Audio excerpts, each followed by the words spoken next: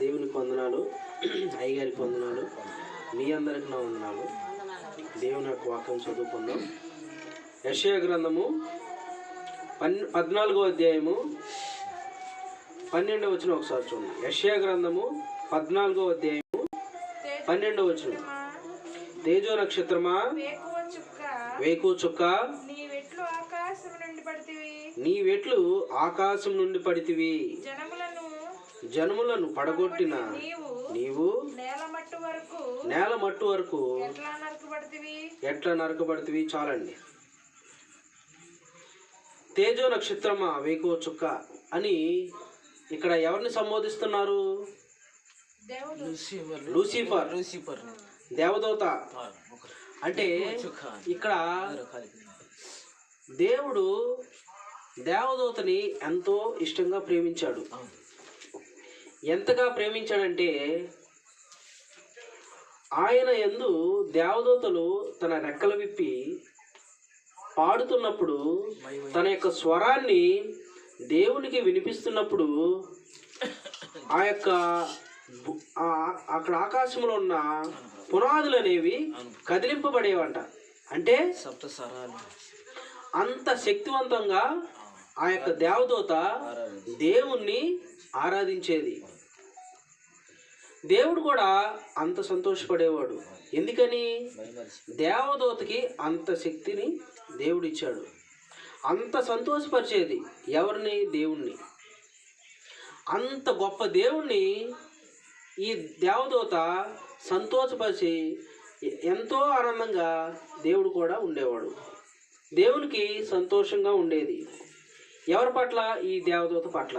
సరే, మరి దేవుని ఇంత సంతోషంగా ఉంచిన దేవదూత దేవుడు మరి పరలోక రాజ్యం నుంచి ఎందుకు త్రోసివేశాడు? ఇప్పుడు దేవుడు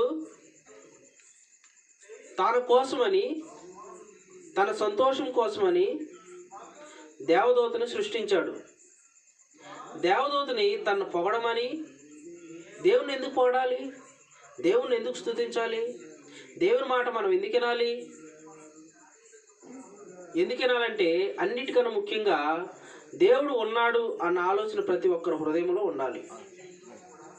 అలా ఉన్నప్పుడు, ఆలోచన ఉన్నప్పుడు దేవుడు ఉన్నాడని ఎవరైతే గ్రహిస్తారో వారికి దేవుని యొక్క గొప్పతనం అనేది తెలుస్తుంది.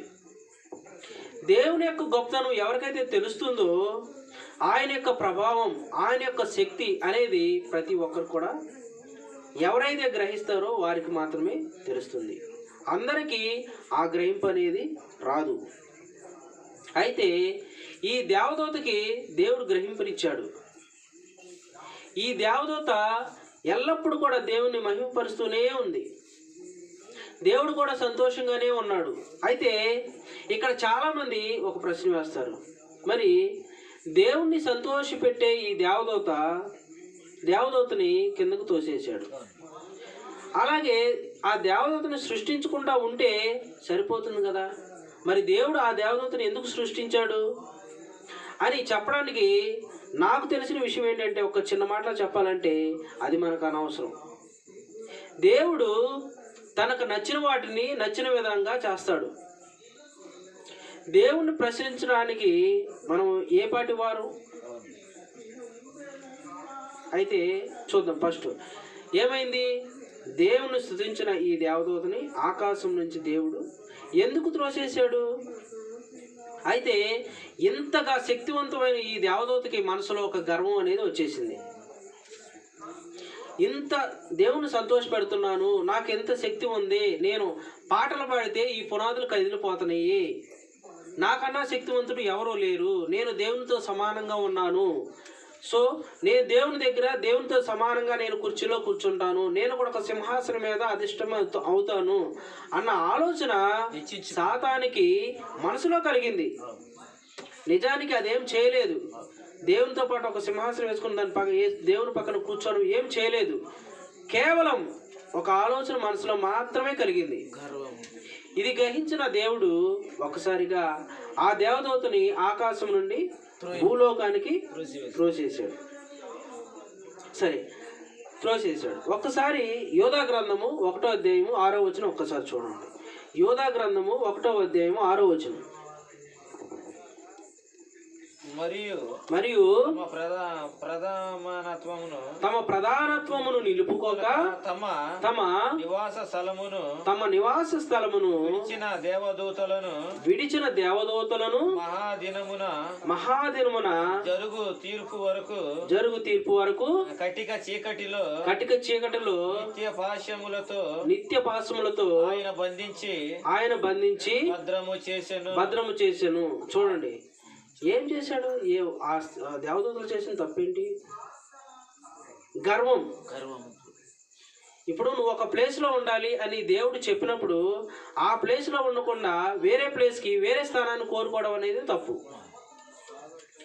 మనిషిని నువ్వు ఈ స్థానంలో ఉండు, నీ యొక్క పని ఇది, నువ్వు ఎంతవరకు చేయాలి, ఇంతకు మించి నువ్వు ఎక్కువ చేయకూడదు అని చెప్పినప్పుడు మనం దేవుని మాట ఖచ్చితంగా వినాలి. అయితే ఈ రోజుల్లో దేవుని మాట వినేవారు ఎవరున్నారు అని ప్రతి ఒక్కరు కూడా మనం ప్రశ్న వేసుకోవాలి. అయితే మొట్టమొదటిసారిగా పాపం చేసింది ఎవరు? అవ్వాదం మనం అనుకుంటాం. కానీ అవ్వాదం గారు ముందు పాపం చేసింది ఎవరు? దేవదూతే కదా,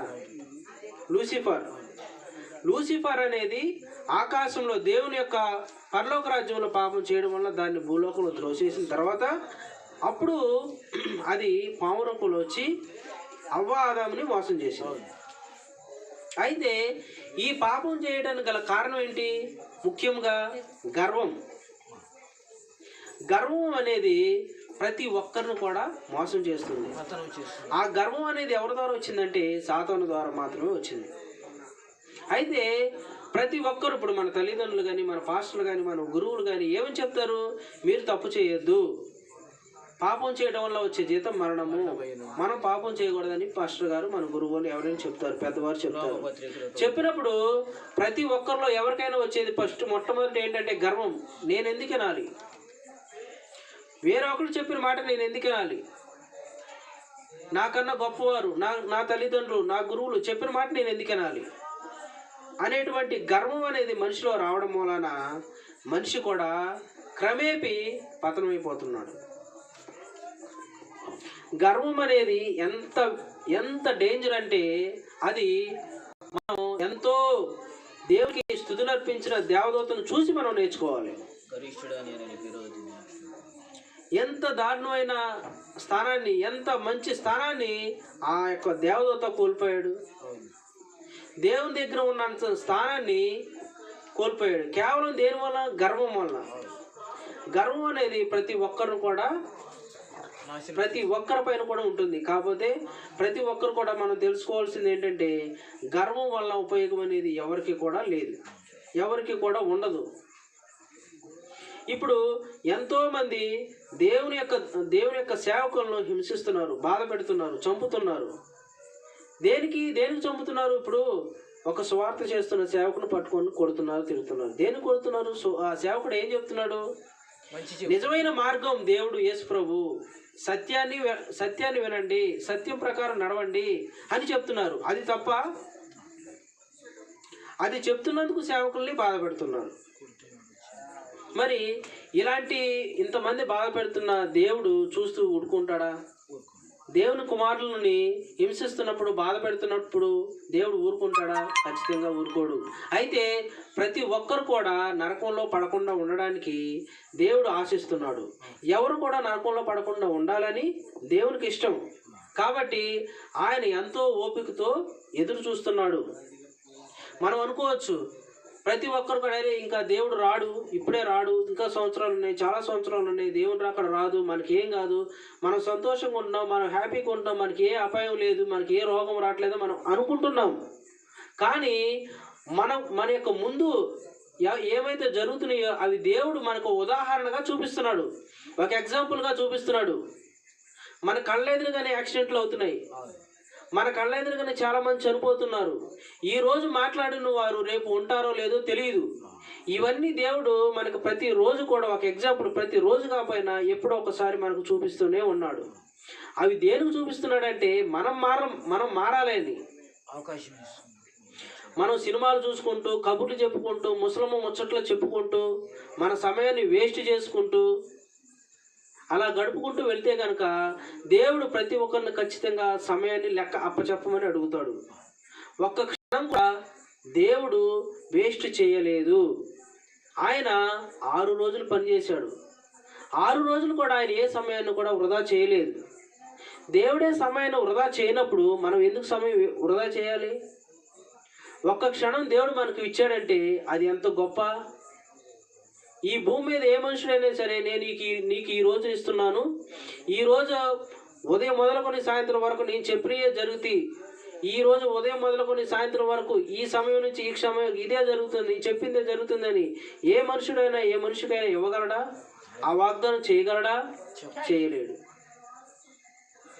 కాబట్టి ప్రతి ఒక్కరు కూడా తెలుసుకోవాల్సింది ఏంటంటే మనిషిలో ఉన్న గర్వాన్ని తొలగించుకోవాలి. ప్రతి ఒక్కరు పాపం అనే దాన్ని విడిచిపెట్టాలి. పాపం చేయడం వల్ల మనకు నష్టం కలుగుతుంది కానీ ఉపయోగం అయితే ఏం లేదు. కాబట్టి ప్రతి ఒక్కరు తెలుసుకోవాల్సింది ఏంటంటే మనం చేసే ప్రతి ఒక్క తప్పును కూడా జాగ్రత్తగా పరిశీలన చూసుకొని మన మనసులో గ్రహించుకొని మనం ఏం చేస్తున్నాం, ఇది చేస్తే ఉపయోగం ఏంటి, ఇది చేస్తే ఉపయోగం ఏంటి అన్న ఆలోచన ప్రతి ఒక్కరు కూడా రావాలి. అలా వచ్చినప్పుడు మాత్రమే మనము దేవుని వైపు నడవగలము. మనకు నచ్చినట్లుగా మనం చేసుకుంటూ వెళ్తే ఖచ్చితంగా మనం పాపంలో పడిపోతాం. అలా పాపంలో పడకుండా ఉండాలంటే దేవుని యొక్క వాక్యాన్ని ప్రతిరోజు మనం చదువుకోవాలి. దేవుని యొక్క వాక్యానుసారంగా మనం నడుచుకోవాలి. అలా నడుచుకున్నప్పుడు మాత్రమే మనం నిజమైన క్రైస్తవుడిగా ఉంటాము. దేవుని యొక్క రాకడ వచ్చినప్పుడు ప్రతి ఒక్కరు కూడా మనం దేవుని యొద్దకు వెళతాము. అలా కాదని చెప్పి దేవుని వాక్యం వినకుండా మనకు నచ్చినట్లు మనం ఉంటే కనుక ఆయన యొక్క ఉగ్రత వచ్చినప్పుడు ఎవరు కూడా తప్పించుకోలేరు. ఈ రోజు నవ్వుకుంటున్నాం, ఈ రోజు సంతోషంగా ఉన్నాం, ఈ రోజు మనకు నచ్చినట్లు ఉంటున్నాం. దేవుడు వచ్చినప్పుడు కొదమ సింహం వలె వస్తాడంట. ఆయన కోపం కింద ఎవరు కూడా పనికిరారు. ఆయన కోపం చూసినప్పుడు ఎవరైనా సరే మోకాళ్ళు వంచాల్సిందే. కాబట్టి మనందరం మారు మనసు పొంది పాపం చేయకుండా దేవుని వైపు తిరిగి ప్రతి ఒక్క క్షణాన్ని కూడా సమయాన్ని మనం వ్యర్థం చేయకుండా ఉండాలి. సమయాన్ని వ్యర్థం చేయకుండా మనకు దేవునికి నచ్చిన, మనకు కాకుండా దేవునికి నచ్చిన విధంగా మనకు వెళ్తున్నప్పుడు ఆ సమయం యొక్క విలువ మనకు తెలుస్తుంది. కాబట్టి ప్రతి ఒక్కరు తెలుసుకొని దేవుని యొక్క నామంలో ప్రతి ఒక్కటికి మనం చేయాలని, దేవుని ప్రార్థించాలని మిమ్మల్ని అందరూ వేడుకుంటూ, దేవుని యొక్క సముఖంలో దేవుడు ఎప్పుడు కూడా మనం చూస్తూ ఉంటాడని ఒక నమ్మకం అనేది మనకు కలగాలని దేవుని ప్రార్థిస్తున్నాను. ఈ యొక్క చిన్న వాక్యాన్ని దేవుడు దీవించును గాక. ఆమేన్.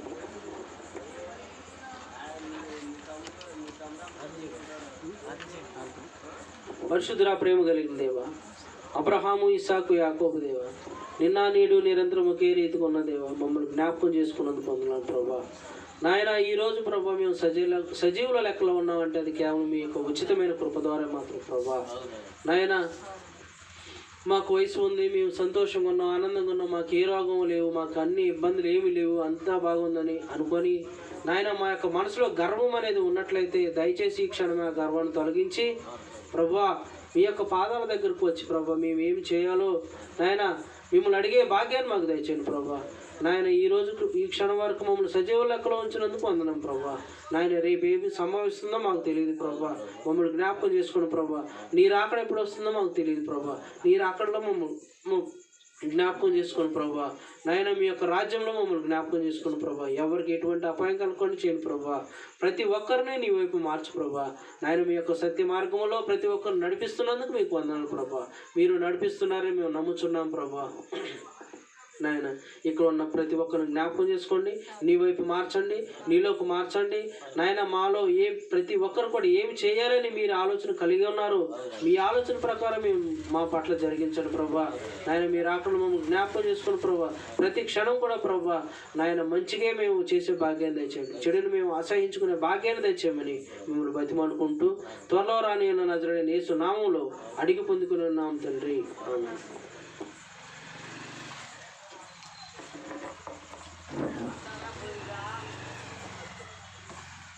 స్తోత్రం. హల్లెలూయా. మంచి పిల్లరా, చక్కని మాట్లాడుతున్నాం మనం.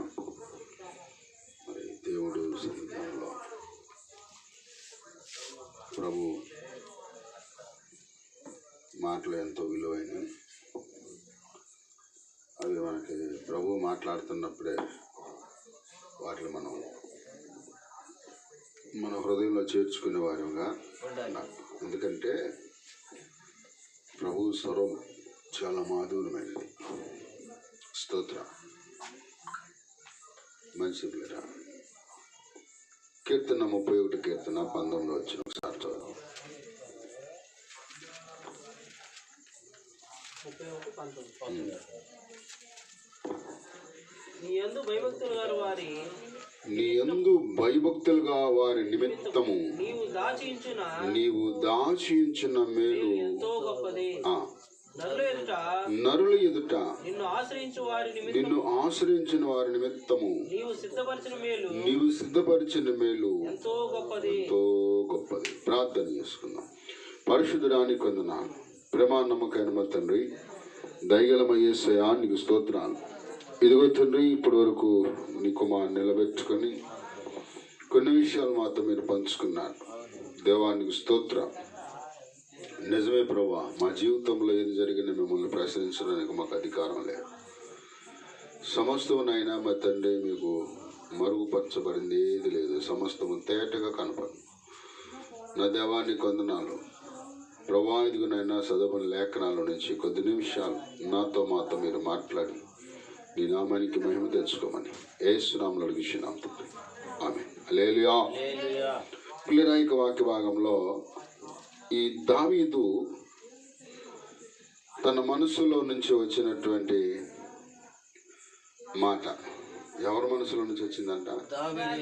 దావీదు అంటున్నాడు ఇక్కడ, నీ యందు భయభక్తులు గల వారి నిమిత్తము నీవు దాచి ఉంచిన మేలు ఎంతో గొప్పది.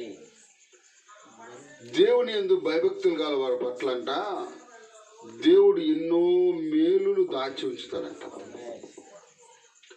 అవి మనకు అర్థం కాదు.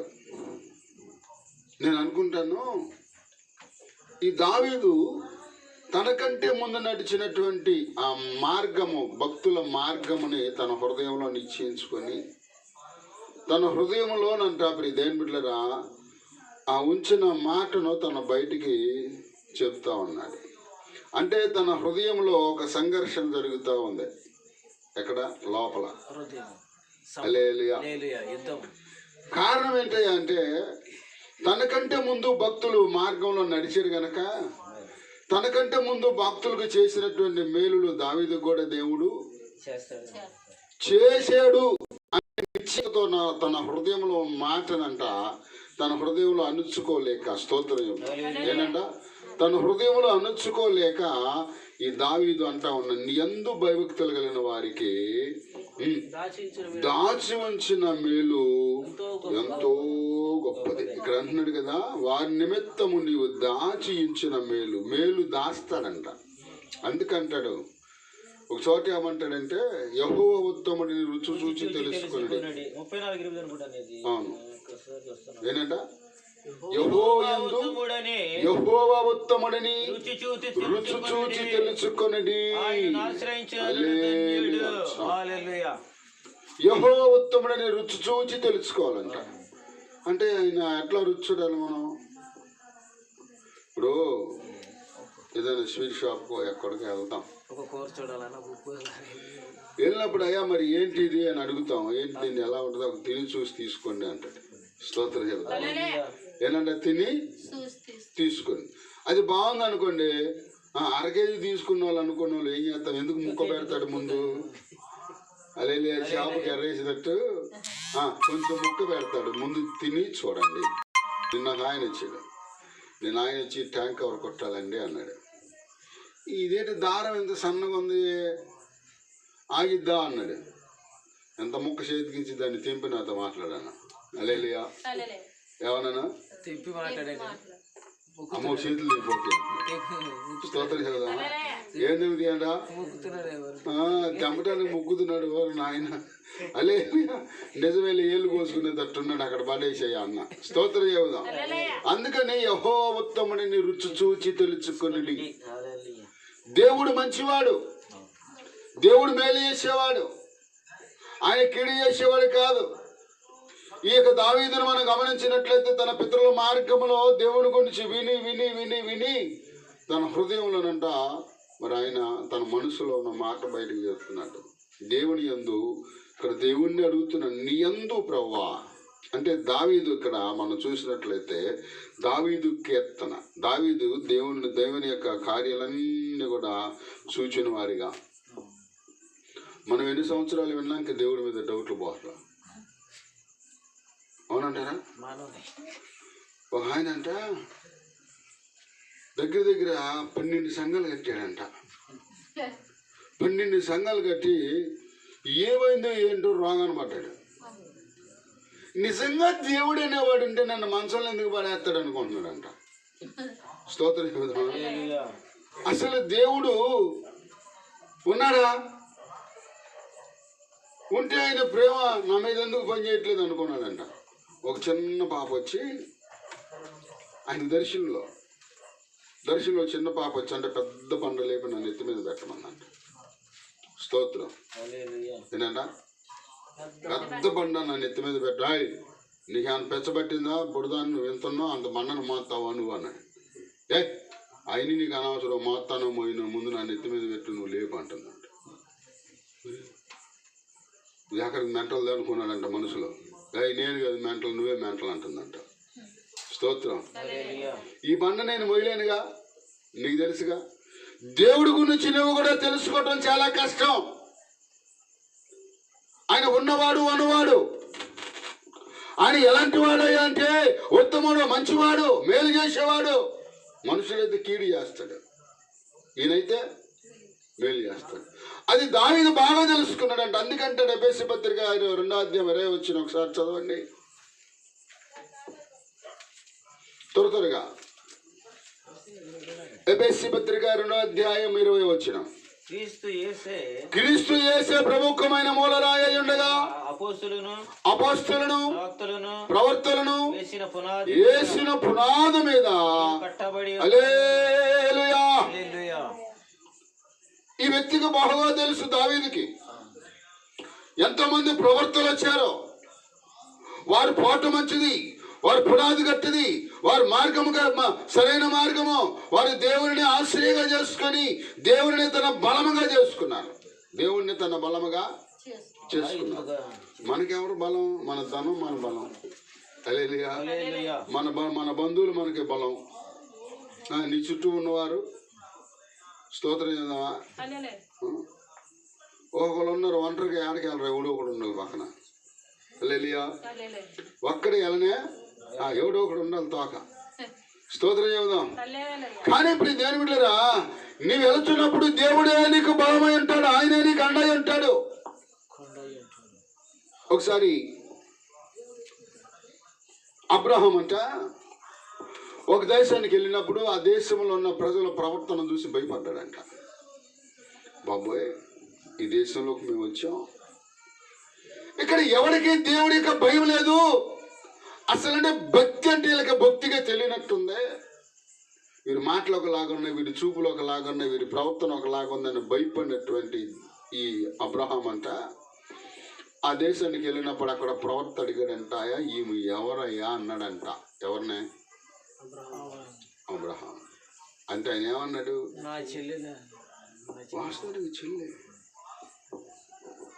వాస్తవానికి చెల్లి. ఎందుకు చెల్లి అని అంటే బైబిల్లో ఏసావు సంతతి ఉందా? ఏసావు సంతతి అంటే ఎవరు? ఏసావు ఎవరు? యాకోబు కంటే పెద్దోడు. ఈ ఏసావు సంతతి ఎవరయ్యా అంటే మారుబడిలే కానీ మళ్ళీ ఎక్కడ అనగాకండి, మారుబడిలే కానీ ఈ లంబాడీస్ ఉన్నారే, ఈ 2 తెగలో ఏసావు సంతతి. స్తోత్రం. ఎవరో ఏసావు సంతానం. మరి ఇంకా ఈయన చెల్లి ఎందుకని చెప్పాడు అని అంటే ఆగారు కుమారుడు ఉన్నాడు కదా, ఎవరో ఇస్మాయిల్ అంటే దేవుడు అన్నాడు, నీ కుమారుడు హస్తం అనేకులకు వ్యతిరేకంగా ఉంటుందన్న. వాళ్ళు ఏం చేస్తారు? అన్న కూతురు తమ్ముడు కూతురు చేసుకుంటారు. మనం అయితే మనమైతే మేనగోడలను లేదంటే అక్క కూతురును అత్త కూతురును అది అట్ట కాదు. అది రివర్స్. అందుకే అబ్రాహం నన్ను చెల్లెని. ఇప్పుడు అర్థమైందా? హల్లెలూయా. మరలా దీన్ని కొంచెం లోతుగా మనం ధ్యానం చేస్తే ఈ ఇస్మాయిల్ కుమారుడు ఉన్నాడే, ఇస్మాయిల్ కుమారుడు అటు ఇటుగానే దాన్ని వాసన చేసుకున్నాడు.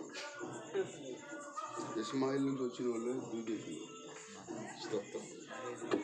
వాళ్ళు సగం మాస్ మాట్లాడతారు, సగం తెలుగు, ఏదో పూర్తిగా మాట్లాడరు. వాళ్ళే వాళ్ళు. స్తోత్రం. ఏంటనుకుంటున్నారు బైబిల్ అంటే? మనకు తెలిసిన పాట అనుకుంటే కుదరదు, దానికి ఇంకో కంచు కూడా ఉంటుంది. దాన్ని మనం అర్థం చేసుకొని మాట్లాడితేనే స్తోత్రం. అప్పుడప్పుడు నేను ఒక మాట అంటాను, పాడేవాడు తాళానికి పాడాలి, బోధించేవాడు బోధలో ఉండాలి. అది లేనప్పుడు మన జీవితాలు బాగుపడవు. స్తోత్రం.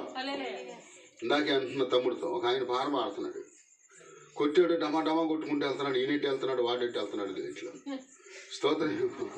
అదేం పాట? చూడకుండా పాడతా నేను. ఆయన మళ్ళీ పుస్తకం అంట పెట్టుకున్నాడు, ఎట్ట పెట్టుకొని పాడుతున్నాడు. మేము కొన్ని పాటలు చూడకుండానే స్తుతి పాడిదనే ప్రతిదినము, స్తుతి పాడుటైనా అతిశయము, ధవలవరుణుడా మనోహరుడా రత్నవానుడా నా ప్రియుడా అన్నట్టు పాఠం చదువుకున్నట్టు వెళ్ళిపోతున్నాడు ఆయన. స్తుతి పాడిదనే ప్రతిదినము. ఎవరు ముసలిలాగా పాడతారని చూస్తూ కుర్రోడే ఈ పాట నాన్న కూనీ చేసేసాడు. ఈ డ్రమ్ము కొట్టాడేమో ఆయన మొహంకెళ్ళ చోట్ల తలంచుకుని డబ్బా కొట్టేస్తున్నాడు. మరి ఈడికం వచ్చింది, ఆడికం వచ్చింది. స్తోత్రం చెబుదామా? హల్లెలూయా. కాబట్టి పాడేవాడు మరి తాళానికి పాడితే ఆ పాట ఎలా ఉంటుందంటే అస్సలు ఆ పాటకు అర్థం ఉంటుంది. ఆ పాటలు ఎంత అర్థం ఉందో తెలుసా? స్తుతి పాడిదని ప్రతిదినం అక్కడంటే మతి లేని నన్ను స్తుతి చేశావు, మృతు నుండి నన్ను మతి లేదు చచ్చివుని బతికిచ్చాడు. స్తోత్రం చెబుదాం. ఆ పాట నాకు చాలా ఇష్టం. స్తోత్రం చెబుదాం. హల్లెలూయా. గురి లేని నన్ను ఊరు నుండి లాగి దరి చేర్చినావే పరిశుద్ధుడా. గురి లేదు, గమ్యం లేదు. లాగాడు, దరి చేర్చుకున్నాడు, గమ్యానికి చేర్చాడు. బా ఆ పాట అంతా బాధే. హల్లెలూయా చెబుతాం. కాబట్టి ఇప్పుడు ఇదేమిటా? అబ్రహాం అక్కడ ఏం చేశాడయ్యా అంటే, అబ్రహాము చెప్పిన మాట కరెక్టే, దానికి నేను ఎవరు తనగాకుండా.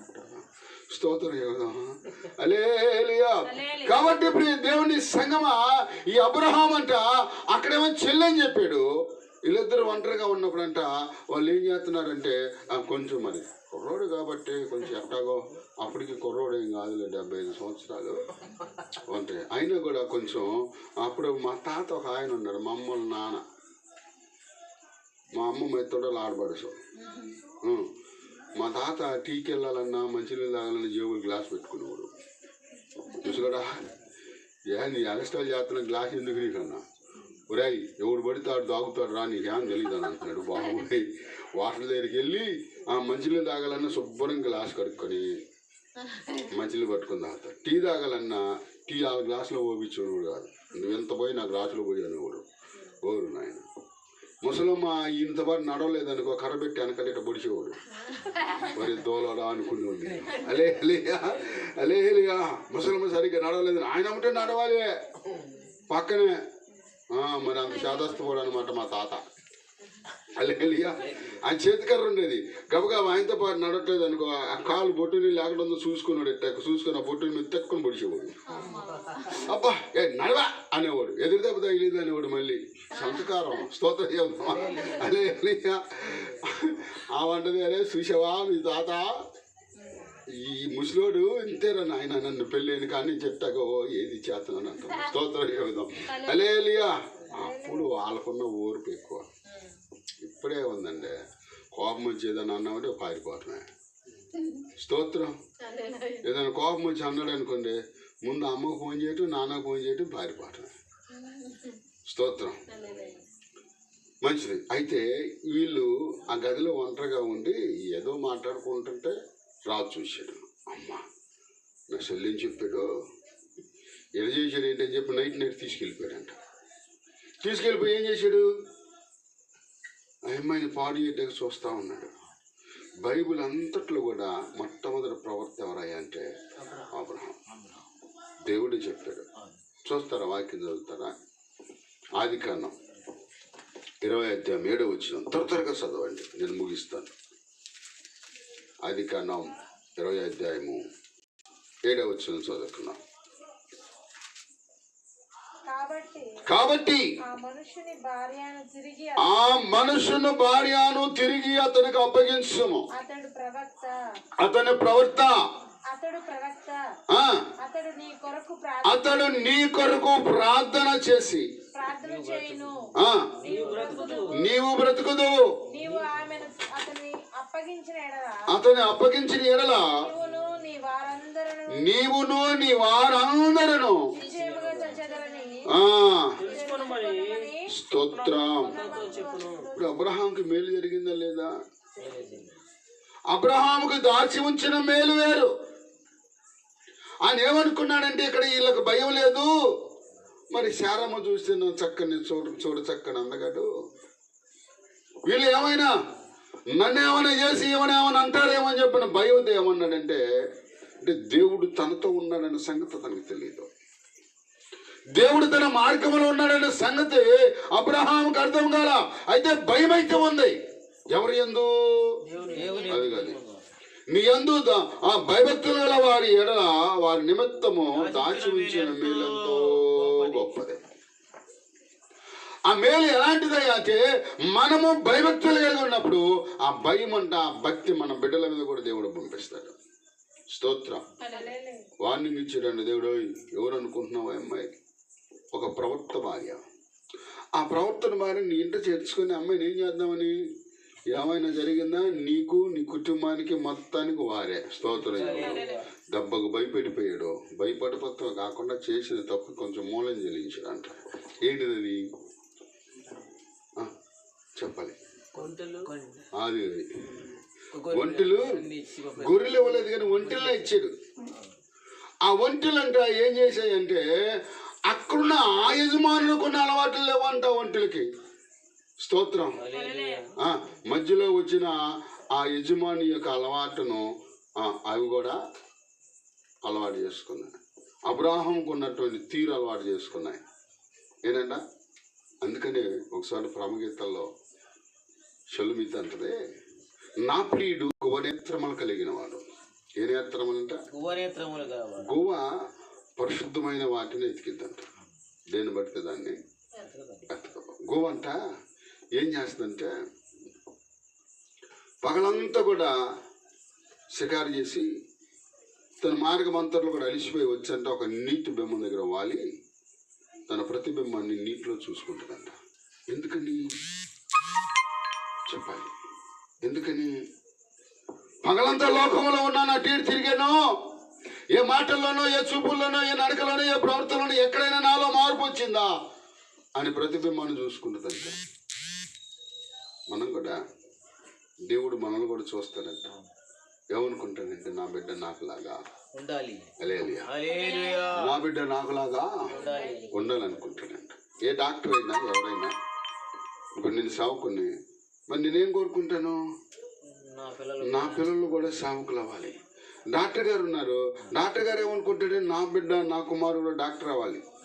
అలాగే మన తండ్రి అయిన దేవుడు కూడా నా బిడ్డలు నావలే ఉండాలి, నా పరిచయం. స్తోత్రం. నా బిడ్డలు కూడా అలా ఉండాలి అని అంటాడు. ఈ లోకంలో మనం చూసినట్లయితే ప్రియదేవునిరా అనేక రీతిలైన పరిస్థితులు ఉన్నాయి. మనం చాలా జాగ్రత్తగా ఉండాలి. లోకంలో ఉంటున్నాం మనం, దేవునిలా ఉండాలంటే. అందుకంటాడు పరమగీతాలు 2:2 చూస్తే, అక్కడ చూడండి, పరమగీతాలు 2:2 ఒకసారి చదువుదాం.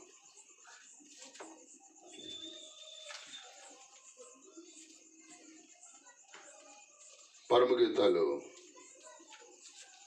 2:2 బలురక్షపు చెట్టుల్లో వల్లి పద్మం కనబడినట్లు స్త్రీలలో నా ప్రియురాలు. హల్లెలూయా. ఎవరు ఈ ప్రియురాలు? ఎవరు ఈ స్త్రీ? స్తోత్రం. చూడండి, బలురక్షపు చెట్లు అంటే ఇట్లా ఉంటుంది చెట్టు, ఆకు, దానికి రెండు పక్కల ముళ్ళు ఉంటాయంట. అయ్యే బలురక్షపు చెట్లు అంటే అలాంటి మనుషుల మధ్యలో మనం ఉన్నాం. అవునా? నీకు చెప్తారు, నాకు చెప్తారు. స్తోత్రం. వీళ్ళు ముళ్ళ మనుషులు. ఈ ముళ్ళ మనుషులు మనం ఎదుగుతున్నప్పుడు చాలా జాగ్రత్తగా ఉండాలి. అందుకంటుంది నా ప్రియురాలు కనపడుచున్నది, పరిశుద్ధంగా ఉండాలి. హల్లెలూయా. కాబట్టి ఇప్పుడు దేవుని బిడ్డలారా, ఇక్కడ మన వాక్యాన్ని గమనించినట్లయితే ఈ యొక్క వ్యక్తి దేవుని పరిధిలో, దేవుని యొక్క ప్రణాళికలో ఉన్నాడు. ఎక్కడ ఉన్నాడంట? దేవుని యొక్క ప్రణాళిక అంటాడు. రోమపత్రికలో 8వ అధ్యాయము 28వ వచనం ఒకసారి చూడండి. రోమపత్రిక 8వ అధ్యాయం 28వ వచనం. దేవుని ప్రేమించే వారికి అనగా ఆయన సంకల్పము చొప్పున హల్లెలూయా సమస్తము మేలు జరుగుటకై సమకూడి జరుగుచున్నవని. స్తోత్రం. ఎవరికంట? దేవుని ప్రేమించే వారికి ఆయన సంకల్పము చొప్పున. అంటే దేవుని సంకల్పంలో మన కుటుంబం ఉండాలి. దేవుని సంకల్పములో మనం ఉండాలి. దేవుని సంకల్పములో మనం ఉన్నప్పుడు సమస్తము దేవుడు సమకూర్చి జరిగిస్తాడు. అబ్రహాముకి దేవుడు తోడైనాడు. మనకి ఎవరు లేరు. మన అండ, మన కొండ, మన బలం దేవుడే.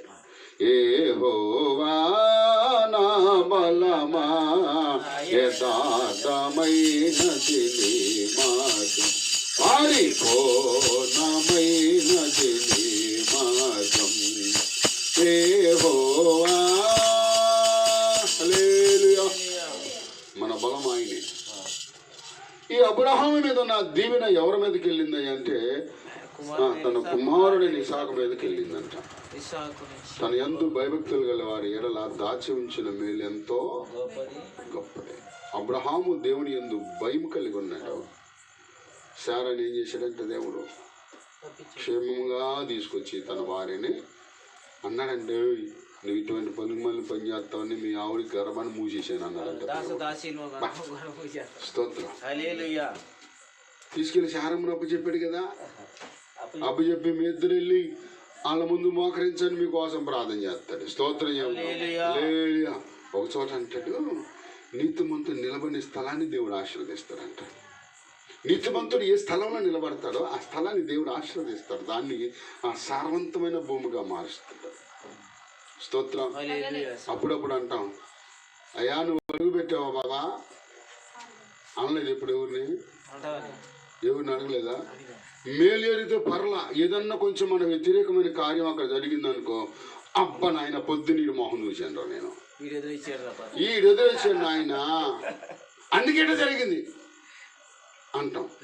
అట్లా కాదు. ముందు మన క్రియలు, మన ఆలోచన, మన హృదయం సరిగ్గా ఉంటే దేవుడు మన పట్ల కార్యం చేస్తాడు. ఎవడో ఎదురొత్తే లప్పొచ్చి పడదాం. స్తోత్రం చెబుదామా? ఎవడో ఎదురొత్తే 1 కోటి రూపాయలు మన జేబులోకి వచ్చి పడవు. మన హృదయం ఉండాలి, మన ఆలోచన కరెక్ట్గా ఉండాలి, మన హృదయం దేవుని యందు ఉండాలి. అందుకని నీతిమంతుడు నిలబడే స్థలాన్ని దేవుడు దీవిస్తాడు, ఆశీర్వదిస్తాడు.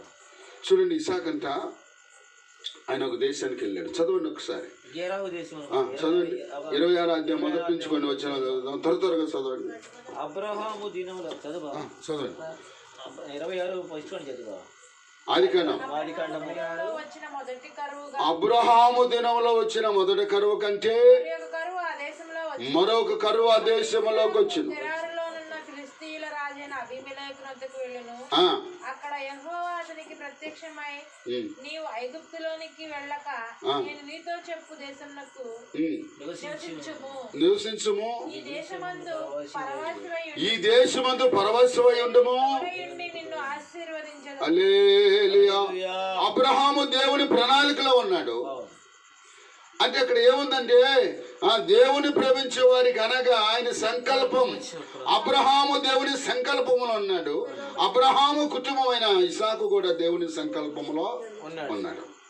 అందుకని అంటున్నాడు, నీ యందు భయభక్తులు గల వారి ఎడల నువ్వు దాచి ఉంచిన మేలెంతో. ఆ కర్మకాలంలో ఆ దేశానికి వెళ్ళినప్పుడు రాజుకి ఎక్కడ దిక్కు లేదు, రాజుకి ఎక్కడ ఆహారం లేదు, రాజుకే సరైనటువంటి స్థిరం లేదు. ఆ రాజు దగ్గరికి వెళ్ళాడు, దేవుడు వెంటనే మాట్లాడుతున్నాడు, నువ్వు ఆ దేశంలోకి పోవద్దు, నేను చెప్పిన ఈ దేశంలో ఇక్కడే ఉండు, నేను ఆశీర్వదిస్తాను అన్నాడు. అంటే నిలకడ అనేది కావాలి మనిషికి. దేవుడి మాటకి ఎప్పుడైతే లోబడ్డాడో ఆ వ్యక్తిని ఎలా దీవించాడంటే 12వ వచనంలో ఒకసారి చదవండి. ఇస్సాకు ఆ దేశమందు ఉన్నవాడై యెహోవా అతనిని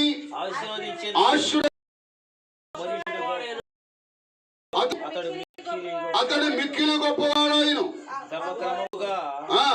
క్రమముగా ఎట్లా వచ్చాడంట? క్రమముగా. ఇప్పుడు మనం కొంచెం ఎత్తులో ఉన్నాం, ఒక్కసారి ఎత్తులో పడతామే, నాకు దూకు ఒకసారి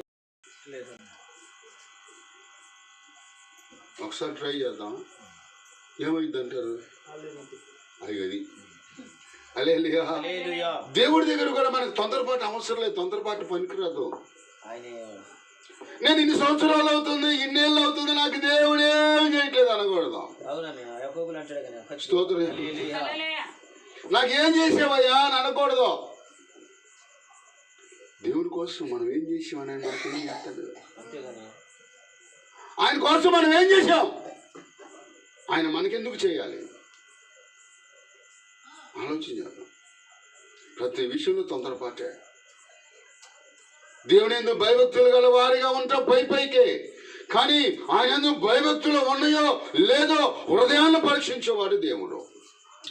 హృదయాన్ని పరిశోధించే వారి ఎడల దేవుడు గొప్ప కార్యాలు చేస్తాడు. అబ్రహాము హృదయాన్ని చూశాడు. అబ్రహాము దేవుని సంకల్పములో ఉన్నాడు. తన కుమారుడైన ఇసాకును కూడా విడిచిపెట్టక. స్తోత్రం.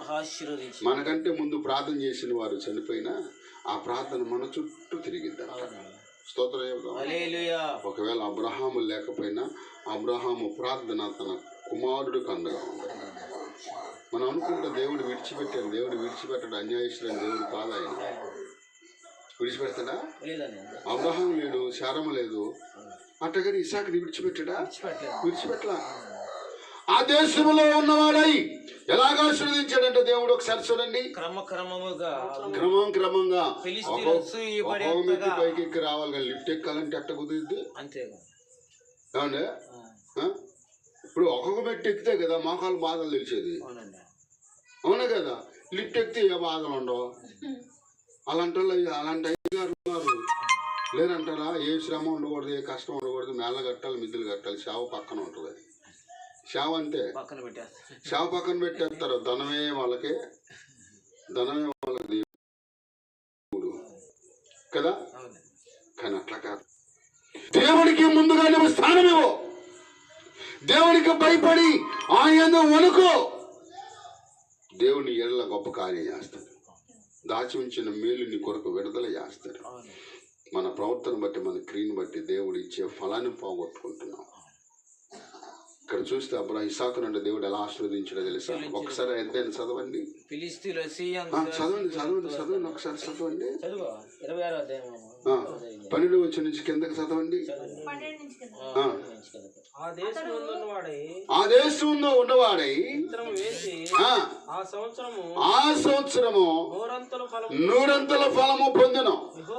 యెహోవా అతనిని ఆశీర్వదించును గనుక ఆ మనుషుడు గొప్పవాడాయను. అతడు మిక్కిలి గొప్పవాడాయను. క్రమక్రమంగా అభివృద్ధి పొందుచు వచ్చును. అతనికి గొర్రెల ఆస్తి, చూడండి, కట్టుబట్టలతో వెళ్ళాడు. గొడ్ల ఆస్తి, దాసులు గొప్ప సమూహమును కలిగినందున ఫిలిష్తీయులు అతని యందు అసూయపడిరి. మనోళ్ళు అయితే మంచి బట్టలు వేసుకుని అసూయపడతారు. మంచి బట్టలు వేసుకొని కొంచెం తక్కువ బుక్ వేసుకొని మంచి బండి మీద వచ్చామనుకో, ఇక అంటారు అట్లాగే అబ్రహామును కూడా, మరి అబ్రహాం కుమారుడైన ఇసాకును కూడా అన్నారంట, ఇసాకు మీద అసూయపడ్డారు. స్తోత్రం. మనకి ఏం లేకపోయినా వస్తుంది. పిలిస్తూలేసి మళ్ళా స్తోత్రం. అంటే ఫిలిస్తీన్లు కూడా మనలో ఉన్నారు లేదా? ఒక ఆయన నేను ఎప్పుడన్నా కొంచెం ఆ కద్దరు సెట్ వేసుకొని ఎక్కడికైనా బయటికి వెళ్తాను అనుకో, ఆడు కనపడే అంతవరకు చూస్తాను నన్ను ఎట్లాగే. మరి ఆడికేమో రోగం వస్తుంది ఏమో తెలియదు. కానీ నేను చూస్తా ఉంటా బయట సైడ్ మిల్లర్లోనే చూస్తాను. ఇక చూస్తానండి అది తిరిగాడని ఇక అట్టాగే చూస్తాడు ఆడు. స్తోత్రం చెబుదాం. దేవుడు ఇచ్చాడు మరి నేనే చేయను. ఏమండి అయ్యగారే ఆడికి అసూయ ఏంటంటే ఫ్యామిలీకి వెళ్ళేటప్పుడు కార్లో వెళ్తున్నాడు, సింగల్కి వెళ్ళేటప్పుడు బండి మీద వెళ్తున్నాడు. అసలు వీడికి యాడ్ నుంచి వచ్చింది అన్నట్టు చూస్తాడు. ఈ తాత ఏమి ఇచ్చాడు నాకు. స్తోత్రం చెబుదాం. నాకు ఇచ్చిన ఆయన బాగానే ఉన్నాడు, ఆయన ఏమంటలా. వీడికి ఎందుకో బాధ. అలే ఇచ్చిన ఆయన ఇంకా మనం అడిగితే ఇస్తాడు, కానీ మనుషులు ఇస్తారా? ఎవరు? మొన్న 12వ తారీఖున మీటింగ్ జరిగింది. వంట అతను దెబ్బేశాడు, దేవుడు మేలు చేశాడు. అప్పటికప్పుడు వచ్చారండి. కరెక్ట్గా నాకు సభ స్టార్ట్ అయ్యే టైంలో నాకు వంట అందించేసారు, వెళ్ళిపోయారు. వాళ్ళకి ముందు డబ్బులు ఇచ్చేసాయా, నేను అడవులు అటు ఇటు తిరుగుతాను, నా కోసం చూడద్దు, ప్రార్థన చేసి వెళ్తున్నా, ప్రార్థన చేస్తాను, తింటే ఒక మొదటి తినేసి వెళ్ళిపోండి అని డబ్బులు వాళ్ళకి ఇచ్చేసారు. వాళ్ళు అట్టగా మొహంగిలు చదువుతున్నాడు. ఆమె అంటుంది, మనం వంట చేసి ఒక గంట కూర్చున్నాం అక్కడ అంటున్నాము. స్తోత్రం చేద్దాం. దేవునికి మహిమ రావాలండి మన ప్రవర్తన ద్వారా. మన పెళ్లి చేయటానికి వెళ్ళి ఒక చోట పెళ్ళి అయిపోయిన గంట నుంచో పెట్టారు ఫీజు ఒకటాకి. అరే 5:30కి పెట్టారు, మీకు తెలుసో లేదో కానీ 5:30కే 5:30కి పెట్టారు. అయ్యా నువ్వు 11:00 ఇంటికల్లా ఎక్కడ ఉన్నా, 10:30కి అక్కడ ఉన్నా, పెళ్ళి కొడుకు రాలా. ఏం చేయమంటారు చెప్పండి? అదిగో వస్తున్నారు, ఇదిగో వస్తున్నారు. 4:30కి వచ్చారు వాళ్ళు. వచ్చిన వాళ్ళు ఏమన్నా ఏమంటే రెడీ అయ్యారా? ఆ అమ్మాయికి ఆ పిన్నిట్టు ఈ పిన్నిట్టు గుచ్చి గంట చేశారు. ఆ పక్క పిన్నిస్ అంటే వంకర వచ్చిందంటే మళ్ళీ వెళ్ళి ఇంకో పిన్నిస్ కొనుక్కొచ్చారు. ఏమన్నా వీడియోలు తీస్తున్నారు అక్కడ, ఏమన్నా అక్కడ పెద్ద పెద్ద కెమెరాలు ఏం లేవు కదా. అప్పటికే లేట్ అయిపోయింది. స్తోత్రం చెబుదాం. గబగబా 6 గంటల ముగిచ్చేసిన 5:30కి ముగిచ్చేస్తే 5:15కి పోగొట్టారు. 6:30 దాకా కూర్చోబెట్టారు డబ్బుల కోసం. వాళ్ళ దగ్గర లేవేమో నాయన, నేను వెళ్తానంటే నన్ను పిలిచినట్టు వెళ్ళనీడు. ఆగన్నంటే పోతే పోనే నాయన, వాళ్ళ దగ్గర లేవేమో, ఎందుకు ఇబ్బంది పెడతావు, ఎందుకో పని పోతే పని, దేవుడు ఇంకోసారి ఎత్తాడు పాని అన్న. అట్ట కాదన్న, అంత దూరం నుంచి వచ్చావు ఆగన్న అంటాడే. స్తోత్రం. నేనే మళ్ళీ కరీంనగర్ వెళ్ళాలి నైటు. 6:30 బయలుదేరితే 9ంటికి అసలు ఏం లేదు, 60-70 అంత చీకట్లోనే 60-70 9ంటికి విజయవాడలో పడ్డా. 6:30కి బయలుదేరితే ఎక్కడి నుంచి రేపాల నుండి. మా ఊరికి ఫోన్ చేస్తే నా ఎమ్మటి వచ్చాను, నేను బస్ స్టాండ్లో దిగాను, నేను బండిచ్చి పంపించేశాను. 10:15కి పెనగన్స్పల్లి బస్సు వచ్చింది. అన్ని పెనగన్స్పల్లి స్టేషన్ దగ్గర దిగేటప్పుడు 12:30 అయింది. మా మామకి ఫోన్ చేస్తే వాడు టీవీఎస్ బండి వేసుకొచ్చాడు, అది ఇట్ట తిరుగుతుంది. వారు నాయన తాగుతావా, నన్ను దావలమంటావా, ఈ బండి నీకు అలవాట్లేదు అంటే మొదలు తోలింది ఇదేరా నాయన, నాకు ఎందుకు అబ్బాయి డొక్క సైకిల్ అని నేను దాల్తాను దిగన్నా.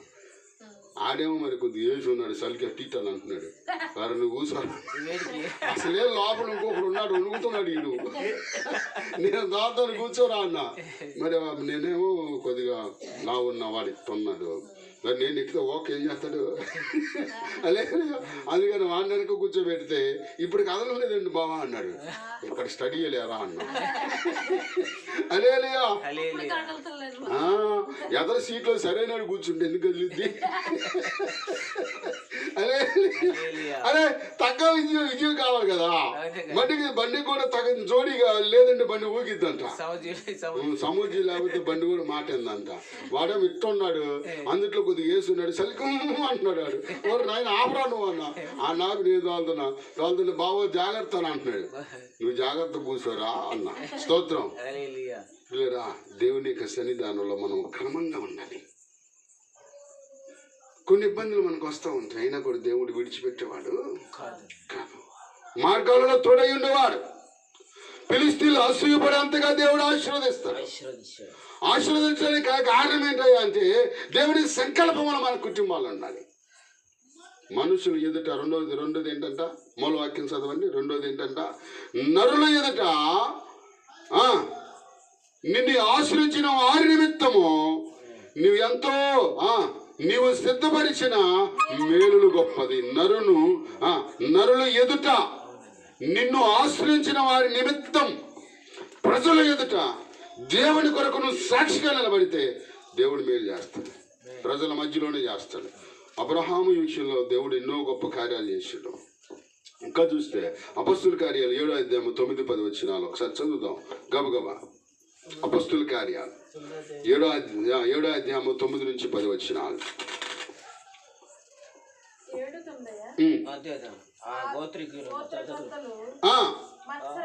మత్సరపడి యేసోపును అమ్మివేసిరి. దేవుడు అతనికి తోడయుండి అతని శ్రమలన్నిటిలో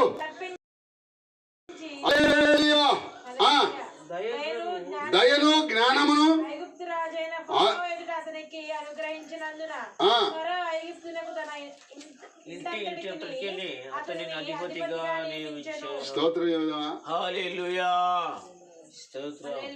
పాత నిబంధన కొత్త నిబంధన కాలంలో యేసుప్రభు ఎంత పవిత్రంగా ఉన్నాడు. పాత నిబంధన కాలంలో యేసోబు కూడా అంత పవిత్రంగా జీవించాడు. అవకాశం ఉన్నా కూడా ఎక్కడ కూడా తన కాలు జారడానికి వీలు. కొంతమంది జారిపోతారు, పాకుల మీద కాలు వేస్తారు, వాకనే పడిపోతారు. స్తోత్రం చేద్దాం. అప్పుడే డ్యామేజ్లు అవుతాయి. మన కుటుంబానికి డ్యామేజ్ అయ్యింది, శరీరానికి డ్యామేజ్ అయ్యింది, ఆత్మ జీవితానికి కూడా. స్తోత్రం. కానీ ఎక్కడ ఏ వంక లేదంట ఎవరిలో? యేసోబులో. అందుకని ప్రజల ఎదుట యేసోబుని దేవుడు గణపరిచాడు. యేసోబుకు తెలుసు నా దేవుడు గొప్పవాడు. అన్నదమ్ములు హింసించిన, అన్నదమ్ములు హేళన చేసిన, అన్నదమ్ములు నన్ను ఎగతాళి చేసిన నా దేవుడు నన్ను విడిచిపెట్టాడు. నాకు నమ్మకం అతనికి ఉంది. సరసాల్లో పడేశారు. ఇక అయిపోయింది నా పని అనుకుంటూనే ఉన్నాడు. ఇక అయిపోయింది నా పని అనుకుంటూనే ఉన్నాడు. ఎక్కడ కూడా తన దారి తప్పిన దాలకాలు లేవు. ఒక్కసారి ఆదికాండం 41:41 చదవండి, ప్రార్థన చేసుకున్నాం. ఆదికాండం 41:41 వచనం. మరియు ఫరో చూడుము ఐగుప్తు దేశమంతటి మీద నిన్ను నియమించి ఉన్నానని యేసోబుతో చెప్పెను. ఫరో తన చేతి ఉన్న యేసోబు చేతికి పెట్టి సన్నపు నార వస్త్రములు ధరింపజేసి అతని మెడకు బంగారపు గొలుసు వేసి తన రెండవ రథం మీద అతన్ని ఎక్కించెను. అప్పుడు వందనము చేయడని అతని ముందర జనులు కేకలు వేసి స్తోత్రం. ఇదిగో ఇక్కడ అంటా ఉన్నాడయ్యా, నరులు మనుషుల ఎదుట నీవు వారికి దాచి ఉంచిన మేలు ఎంతో గొప్పది. యేసోబుని ఇశ్రాయేలు ఫరో మనుషుల ఎదుట దేవుడు గణపరిచాడు. ఐగుప్తు దేశం అంతటా కూడా ఒక మంచి భక్తి కలిగిన వాడిగా నిలబెట్టి ఆ దేశం అధికారిగా నిలబెట్టాడంట. ఎవరైతే ఎగతాళి చేశారో వాళ్ళు కాళ్ళ దగ్గరకు వచ్చారు. సభలు పడదామా? ఎవరైతే ఎగతాళి చేశారో యెషయా గ్రంథంలో చెప్తాడు. ప్రియ దేవుని బిడ్డలారా చదవండి ఒక మాట. 60:12 వచ్చిన అనుకుంటా.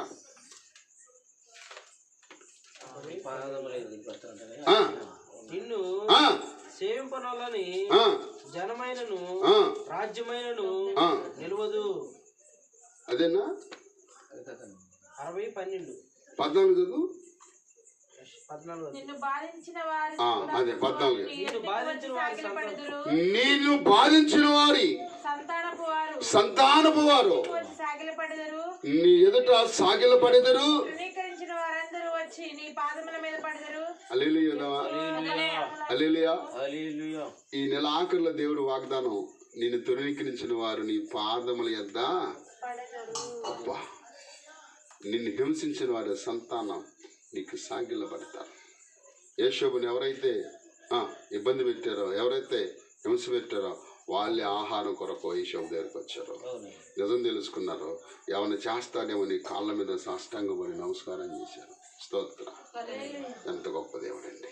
అంత గొప్ప దేవుని మనం కలిగి ఉన్నాం. కాబట్టి గత కాలము మనం దేవుని యందు భయభక్తులుగా లేకపోయినా మళ్ళా 2 నెలలకు దేవుడు అవకాశం ఇచ్చాడు. కాబట్టి దాన్ని ఇప్పుడైనా మనం అలవాటు చేసుకుందాం.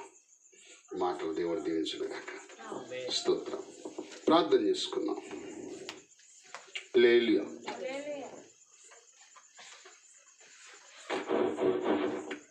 చేసి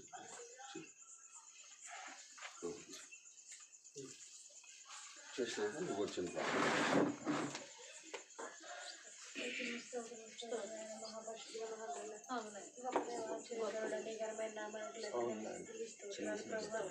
అయ్యా మరి గడిచిన కాలం అంతా నీ సజీలకులను భద్రపరిచి ఆయన మరి 2026 మొదటి నెలలో ప్రభావ ఇప్పుడు జనం తండ్రి మేమందరం ఈ రీతిగా కూడుకుని నేను స్థుతించే యోగ్యతను మాకు అనుగ్రహించారు. నీ స్థితులు నువ్వు ఇచ్చిన ఆవిషను బట్టి, ఆరోగ్యాన్ని బట్టి, ఆనందాన్ని బట్టి, సంతోషాన్ని బట్టి, నెమ్మదిని బట్టి, సమాధానాన్ని బట్టి నీకే వందనాలు, స్థుతులు, స్తోత్రాలు ప్రభావ. ఇంతవరకు నీ కృప మాకు తోడుగా ఉంచావు అయ్యా. స్తోత్రాలు అయ్యా. మా ప్రయాణం అంతట్లో మీరు దైవజనుల దూర ప్రాంతం తీసుకుని వచ్చారు. నీకు వందనాలు, స్థుతులు ప్రభావ. పాటల ద్వారా నేను మన మహింపరుచుకున్నారు. నీకు వందనాలు ప్రభావ. అలాగే ప్రభావ నీ స్తోత్రం నాయన వాక్య